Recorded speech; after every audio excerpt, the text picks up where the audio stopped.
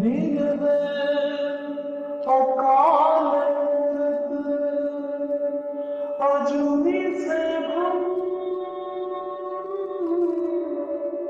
गुर प्रसाद जप